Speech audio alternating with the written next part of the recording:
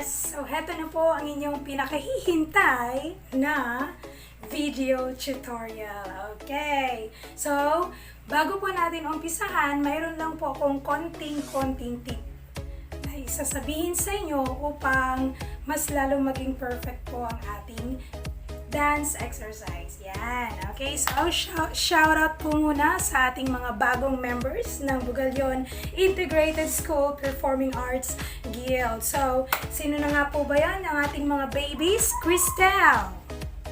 At si Kevin John. Hello. At si John Raymond. Okay, so welcome po sa ating group Bugalyon Integrated School Performing Arts Group or bispag. Yes, and syempre naman, welcome din natin ang ating opa sa grupo, si Sir Neil Carlo Arcega. Okay. So, guys, ipapakita ko po sa inyo ang video tutorial. So, lagi po nating tatandaan na dapat po yung ating video naka-mirror. So, yung ibig sabihin po nun, kapag naka-mirror, kung saan po yung harap natin, ganun din po yung harap dun sa camera. So, for example, mag-start ako sa right, dapat yung camera mo papunta sa right or papunta dito, hindi doon. Okay? So, ganun po yung mirror para mas madali po masundan. Okay po. Then, always start with your right foot. Okay? Kahit po yung kamay natin is left, basta laging right foot ang uumpisa natin. I-step po natin. Okay po? Right foot, right foot, right foot. Laging right para pare-parehas po tayo. Okay po? Kailangan pag magre-record po tayo, kailangan kuha yung ulo hanggang paa. Okay po ba? Para po makita yung movement ng ating paa. Okay po ba? Then, last tip pala. Kailangan, pag sumasayaw kayo, with confidence. Okay, smile. Pwede ring nga. And then, galaw-galaw nyo naman yung kilay nyo like this.